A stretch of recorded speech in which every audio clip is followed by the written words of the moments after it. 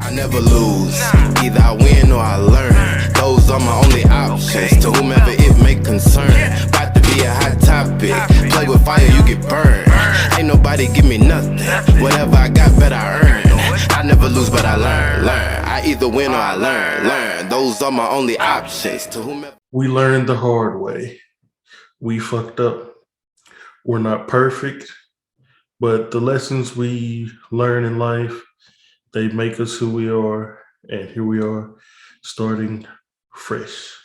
And we're really excited to share our journey going forward with all of you so that we can hold each other accountable through the weight loss journey. Our journey started back in March of 2020. Actually, if you've listened to our podcast, it actually started well before then. We've been, on this weight loss journey pretty much our entire life. But this particular journey, or part of our journey, started in March of 2020, where together we lost over 150 pounds. But then life hit big time in 2021. Injuries, depression, deciding to sell our home because we needed new space, downsizing with 5 people and 2 dogs and a 2-bedroom house, and all this stuff started to add up where our whole regimen and routine got out of whack, where we were eating trash. Yeah, and so it really affected our mental state, our physical state. Those of you who have been following along on this journey, I know you can see a difference when you look at us, when you see this on YouTube. And that's why we've started this, our journey. That's what we're calling this, our journey, because it's not just us, it's all of us together. And so we have a whole new page on veganstrongandfit.com called Our Journey, where we're going to be talking about every week something that has led us to success or maybe failure that we've learned from within the week to overcome and help us to continue on this. How we're going to do this the right way this time to make sure that we're able to support you, you're able to support us, and be sure to go on and follow us every week at veganstrongandfit.com/journey. We're in this together.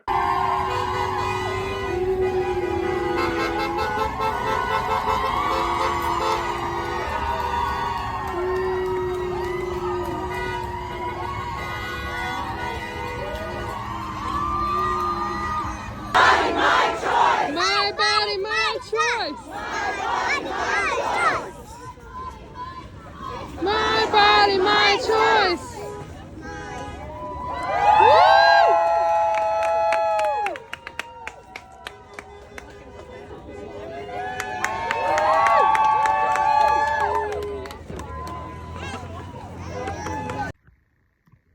Hey, welcome back to another episode of the Strong AF podcast. I'm Ashley. And I'm Yuri. And tonight is a very impromptu recording session right before we air this tomorrow when you're going to hear. But we just felt it was necessary. If you listen to our podcast on a regular basis, last week you heard that we were going to have a very special guest on. And I apologize that we are delaying him because he is an amazing, amazing person. And he will be on next week. But we just felt that the timing wasn't right to put him on with everything happening in the world. If you follow what's going on in the U.S., and we know we have a lot of listeners outside of the U.S., but also for our listeners in the U.S., I'm sure that everyone has heard, seen that Roe V Wade was overturned. And I just want to take a minute because it's crazy that our kids have to live through this. This is things that they're learning in the history books about overcoming this 50 years ago. And now, here we are back again, and they're having to live through this after learning about the protests that happened in the first place. And it's just absolutely ridiculous. And it was heartbreaking that I had to sit there and explain it to my children before we went to the protest as to why we have to go back through this, why they have to see this, and why it's important for them to know. So why don't you tell them what Roe v. Wade is for those who are listening or watching who may not have a clue what it's all about? Okay, so I am no expert by any means, but Roe v. Wade is a precedent that was created because a woman who lived in Texas and was unable to have an abortion went to the Supreme Court, and it upholds your privacy and allows for women, depending on state, it still was a little bit varied on state as far as up to what week in the pregnancy that you were able to have the abortion. But basically it upholds women's rights to their reproductive system. And while you'll hear abortion is murder, it's a fetus. It is not a fully formed baby. It cannot function outside of the womb. But even if we're not talking about a woman choosing whether or not to have the baby just because she does or does not want it, which I believe is still her choice and her right to make.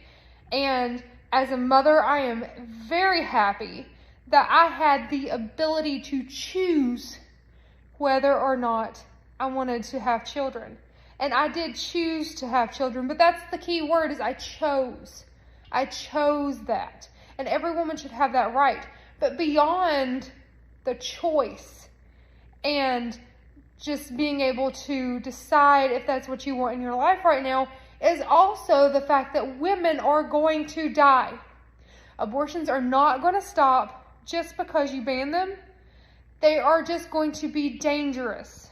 Yeah, they're going to find alternative options, whether it's some kind of concoction, medication, pills, or even the absurd stuff that could physically harm them or the baby.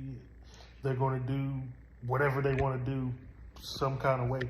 Exactly. And the other thing is, there are things that happen to women, ectopic pregnancies, women who have miscarriages, but the fetus does not fully abort by itself. Those require medication. If that fetus does not come out of the woman, she will develop sepsis.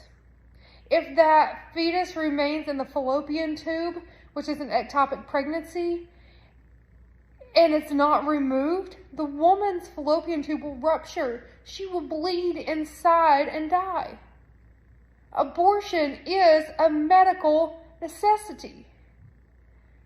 Women who have PCOS and have a lot of trouble conceiving. There are women who have multiple miscarriages, who desperately want children. These states, these trigger law states that are in effect, they're going to immediately start investigating these. Because do you know what it says when you have a miscarriage? It calls it an abortion.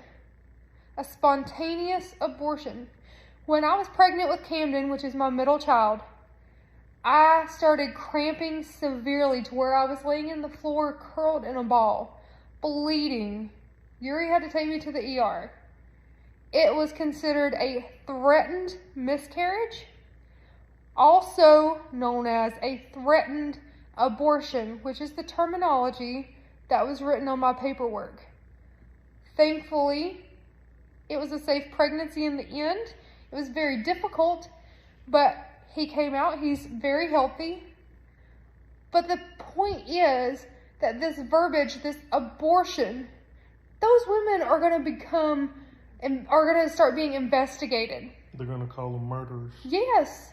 These women are going to lose their rights, their freedoms. They're going to have felony charges for things that they cannot help. Women are going to die. And all of the pro-lifers out there preaching that abortion is murder, and thank God this was overturned.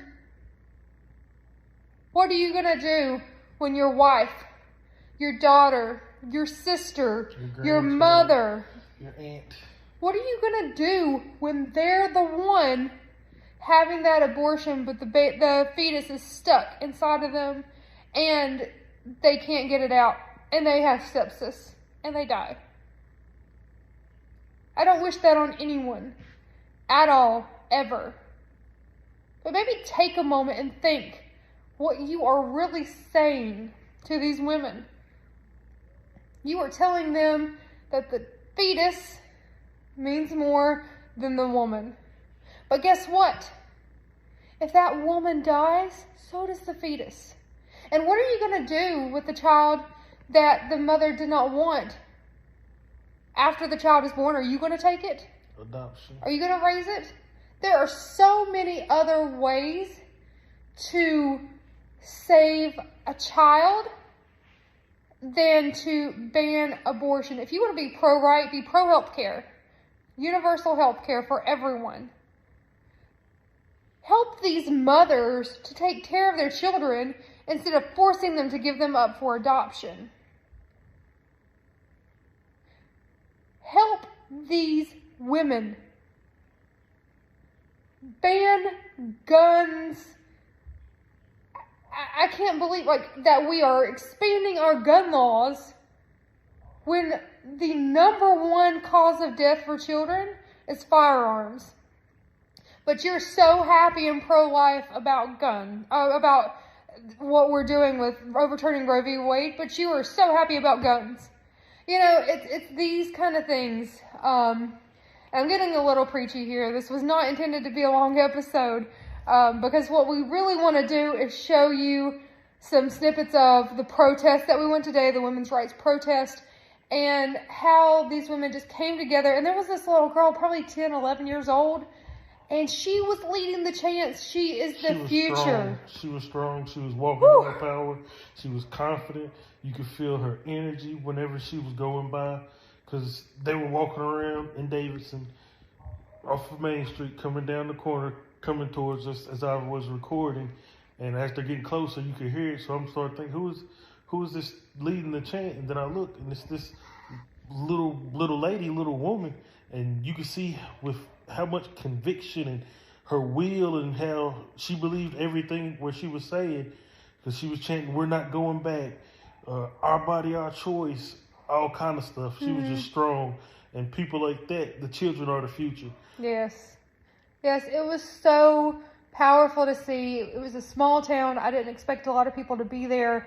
That place was full. I was so proud of the turnout, so proud of everyone driving by in support. Now, there were some naysayers out there. You know, we had some negative words thrown our direction as we were protesting, but I would say 95% of the people who drove by were very supportive. Yeah, they were blowing their horn, chanting, and everything else. There were a Taking few neutrals, pictures, recording. but yeah. There was even a guy that came up to us before we got started.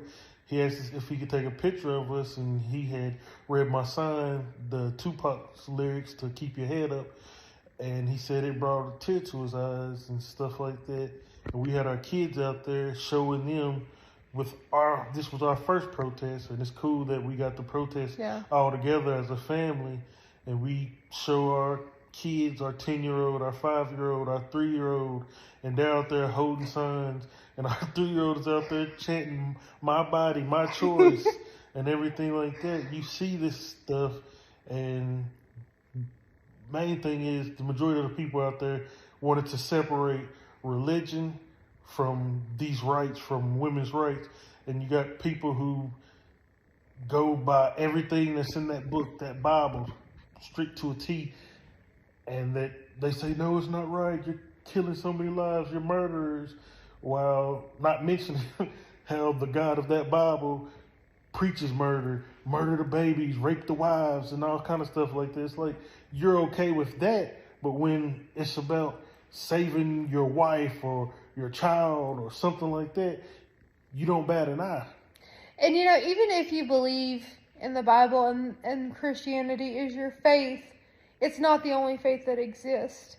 And Christianity is one of the few religions that is against abortion. Even in the Islam faith, it is required for a woman to get an abortion if her life is in danger. Required. And the Jews. And we're sitting here and we're taking away their religious freedoms by enforcing Christians' religious beliefs on women, on all women. And if I'm correct, the Jewish faith will still be able to have abortions even after Roe v. Wade, and depending on what states. I think it's all going to be depending on states. But honestly, the scary thing right now is that we're in such uncharted territory that there's so many precedents and rulings and laws and bans being created every day by these individual states, and with everything being at the state level, it's scary because you just don't know what's happening in that moment. I think there's 13 already that had trigger laws. I mean, this just happened on Friday. We're sitting here recording this on Sunday, and I believe there's at least 13 already states that it's completely illegal. And what else has happened since Roe v. Wade? You mean in the past 2 weeks with the Supreme Court? Yeah, so in the past 2 weeks, I believe 2 weeks, maybe 3 weeks now, they have the Border Patrol law where within 100 miles of the border, that border control, or international airport, I believe, that border control can come into your house, your car, and you cannot sue them for anything. So if there's wrongful doings, you cannot bring a lawsuit against them. They no longer are required to read you your Miranda rights. So if you do not know your Miranda rights and you are arrested, and the whole you have a right to an attorney. If you can't afford one will be appointed for you. You have the right to be silent. If you don't understand and know your Miranda rights, and they coerce you into saying things that you do not have to say, you cannot sue them for not reading your Miranda rights any longer. So my advice to you, being arrested a few times, whether you're in the right or in the wrong, what you do is they say something to you, you have the right to plead the Fifth Amendment, and then you shut the fuck up. Don't say shit else. Yeah, and then what was the other one? I believe when you are wrongfully convicted, you cannot then bring new evidence into the case for a retrial. So if you are wrongfully convicted, you are innocent, and maybe there was evidence missing in your first trial. When you come for a retrial, you cannot submit new evidence. Yeah, because let's say you're younger or you don't have the money at the time, you get wrongfully accused, you have a public defendant who barely even knows your name because they just got your case at 7 o'clock that night or something, and they barely even know your name. They're going in there, you get arrested, you're in prison for 20 years or something absurd, especially if you're a person of color. You're in there and there's new evidence. Somebody caught something on the street camera outside of a gas station or something that will clear your name where you're absolutely innocent. They can't bring that to the court with this new law. Yeah. And then, Clarence Thomas has already said that up next on the chopping block is going to be same-sex marriage, contraceptives. They don't care about the kids and protection. All they care about is increasing the white population. And same-sex marriage is not going to get them what they want. Contraceptives is not going to get them what they want. Abortion is not going to get them what they want.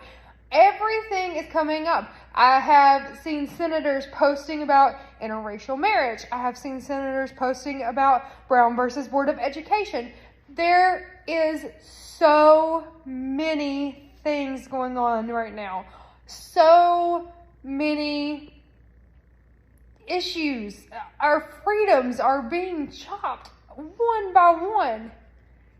And I am telling you, my friends, I get it. I used to be so shy, not know what to say. I still am to an extent. I mean, I come on this platform and I talk, but honestly, I'm not the most outgoing person. It's very rare for me to just come out and just go off on something.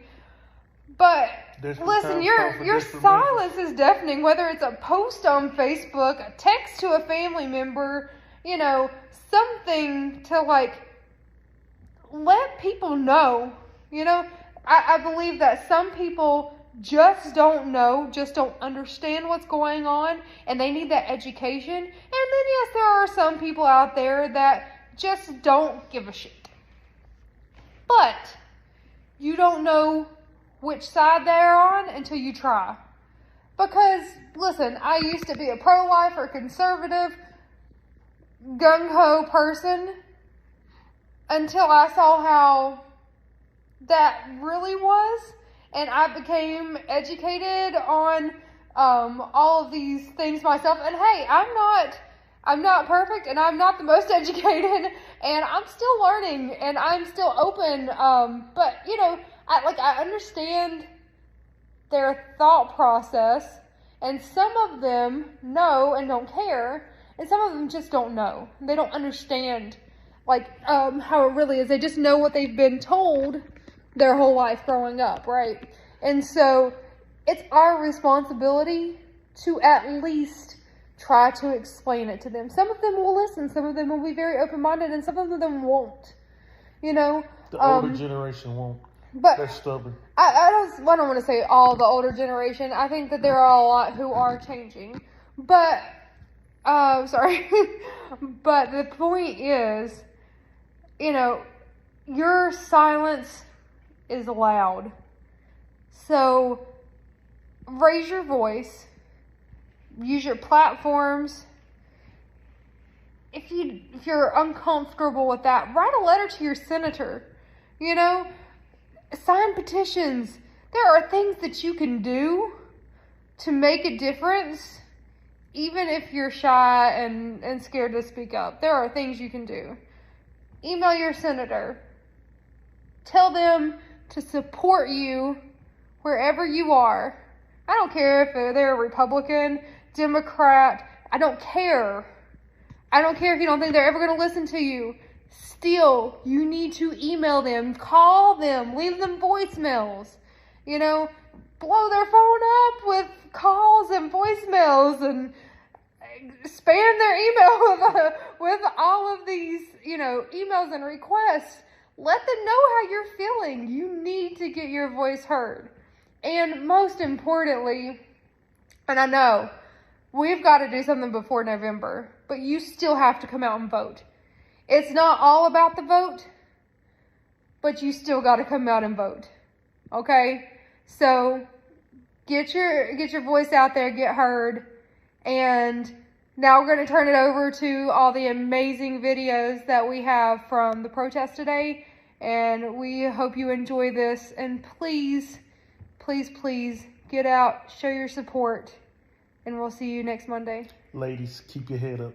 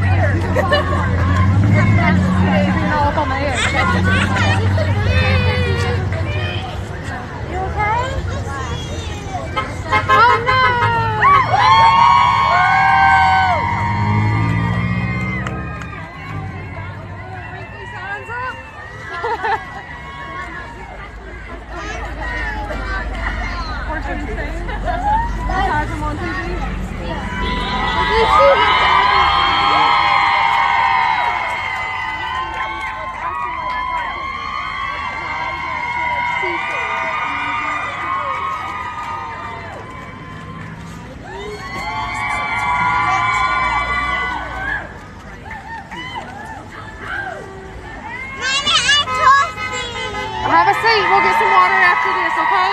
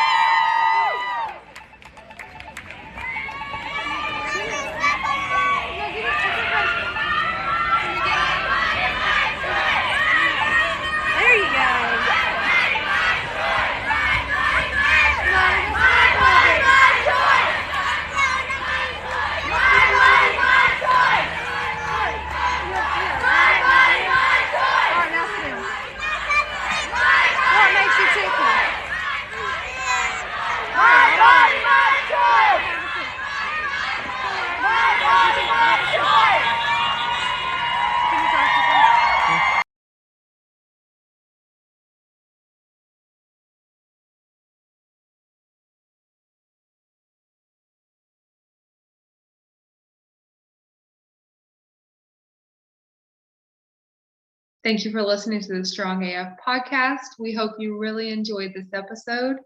Just do us a favor, go on the Apple Podcast, leave us a 5-star review, let us know how you enjoyed the episode. And if you're watching this on YouTube, just drop us a couple comments. We love hearing from you guys. Yeah, we always love hearing your feedback, and let us know what you'd like to hear more of as well.